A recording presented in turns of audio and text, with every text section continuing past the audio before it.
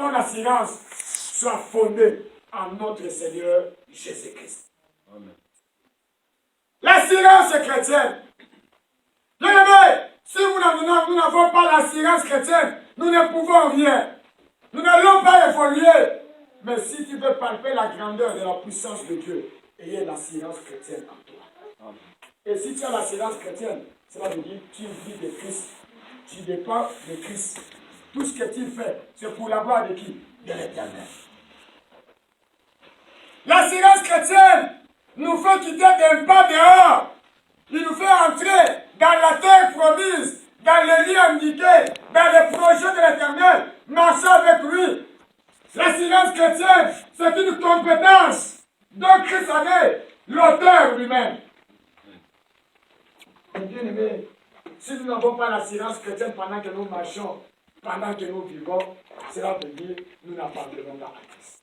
Nous devons avoir l'assurance chrétienne face à la persécution, face à l'ennemi, face à la maladie, face à tous les troubles que Dieu est en train de parcourir. Ayez l'assurance chrétienne parce que tu dois parler à l'Éternel. Seigneur, ce n'est pas moi qui vis, c'est toi qui vis à moi. Que les troubles arrivent ou pas, moi j'ai l'assurance. Que la maladie arrive ou pas, moi j'ai l'assurance que cette maladie que je vois sera dispersée, sera chassée dans mon corps. Et la maladie changera son nom. Le nom de la maladie sera changé et on l'appellera la guérison. Amen. L'assurance chrétienne dans la vie de l'enfant de Dieu. L'assurance chrétienne partout où nous partons. L'assurance chrétienne dans des maisons, sous le toit conjugal, partout où nous vivons bien aimés. Il faut avoir l'assurance. La persécution arrivera. Même ton frère peut te persécuter. Même ta sœur peut te persécuter. Même quelqu'un d'autre peut te persécuter. Mais demeurer dans l'assurance chrétienne. Parce que pendant le moment de la persécution, quand tu es dans l'assurance chrétienne, cela veut dire, la Bible dit, l'Éternel Dieu n'a jamais vu un juste être abandonné. Amen. Jamais. C'est lui-même qui dit. Et David a récupéré ce passage. Il dit, l'Éternel, je suis né, j'ai grandi et j'ai veillé. Je n'ai jamais vu un juste abandonné, ni mendier. Amen. Même sans prospérité, non bien aimé dans le Seigneur. Pourquoi? Parce qu'il avait l'assurance divine en lui.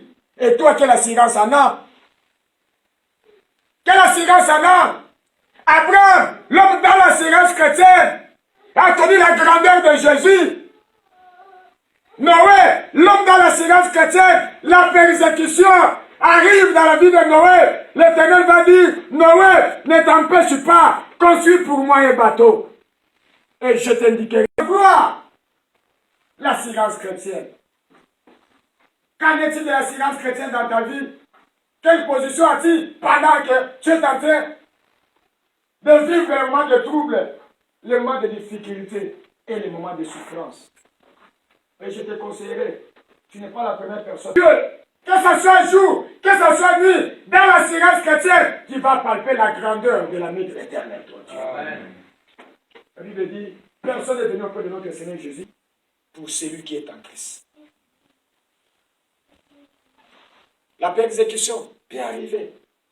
Mais quant à l'assurance chrétienne, ce n'est pas toi qui vas prendre le contrôle de ta persécution.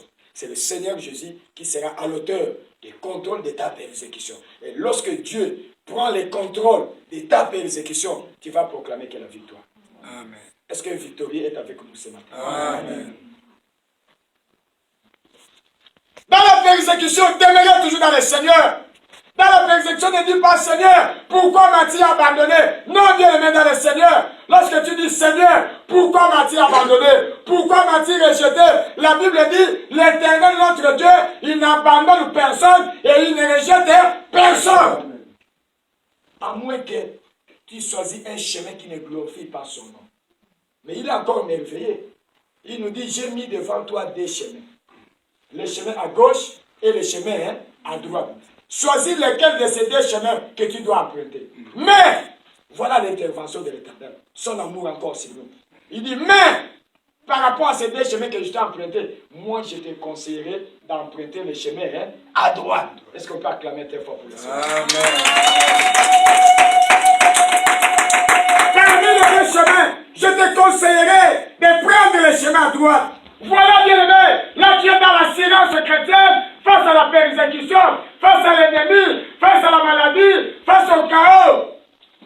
Dans la misère que tu es, elle est la silence chrétienne. Bien aimé, il est là. Notre Dieu nous vient de lancer la requête pour dire, priez le Seigneur, parce qu'il y a les Aman qui se sont levés et qui se lèvent pour méditer les mains contre l'église de l'Éternel et contre les enfants de Dieu. Mais quelle est ton assurance devant les Aman de cette église?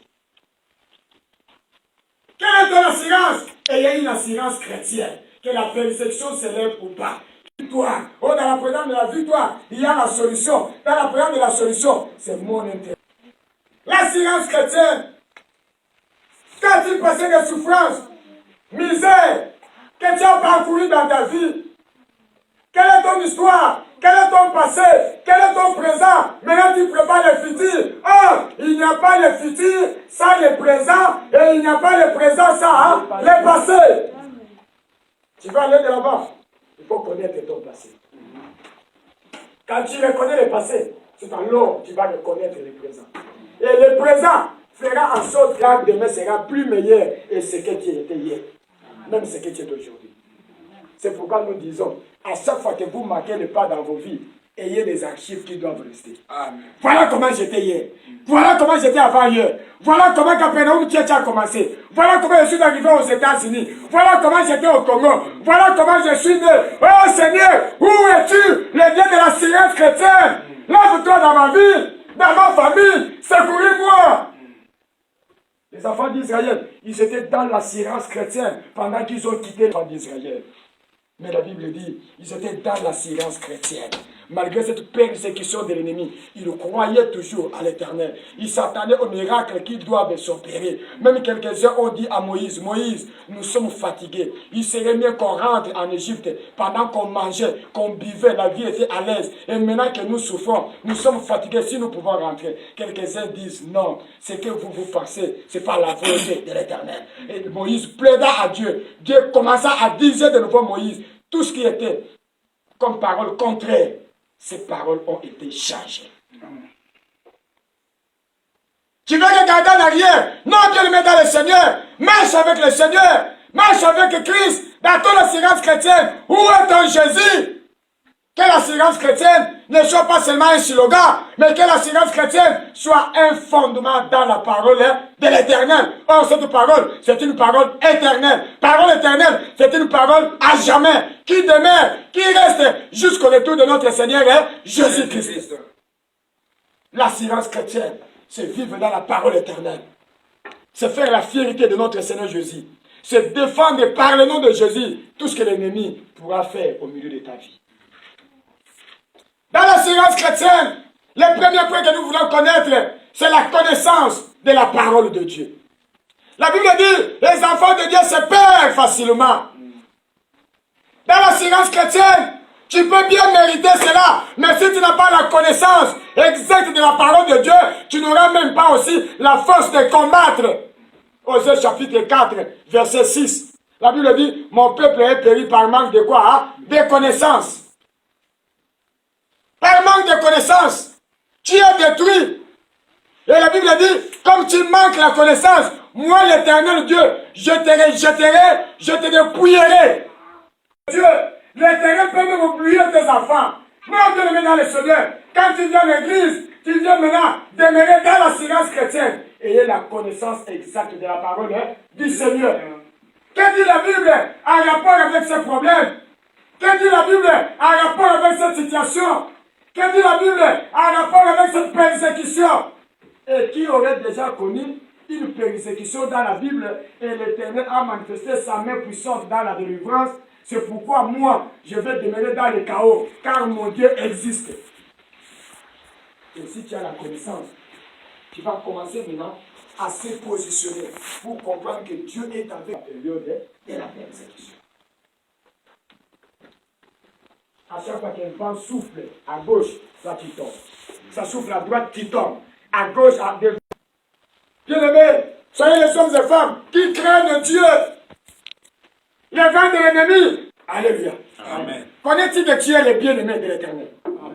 Mais lorsque nous sommes créés à l'image de son Fils, à sa ressemblance, appelé par l'Éternel Dieu. Parce que c'est lui qui t'a créé. Voilà les merveilleux. Qui nous a aimés? Mais qui nous a aimés le premier? C'est le Seigneur notre Dieu. Il y a un cantique que nous chantons, soit disant, il m'aime tellement, il m'aime tellement, il m'aime.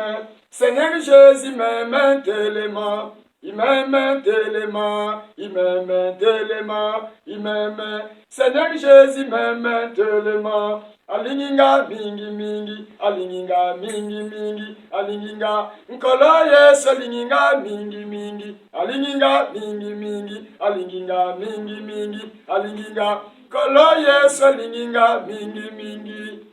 Il m'aime tellement, amoureux des hommes, amoureux des femmes, amoureux de la Pérum Tchèque, pour vous dire que le monde ne s'élève ou pas, je suis plus que vainqueur, pour vous sauver, pour vous délivrer dans la silence chrétienne. Sachez-le aujourd'hui, que la persécution vienne ou pas, moi l'Éternel, moi le Seigneur Jésus, je suis plus que vainqueur parce que je vous aime. Amen.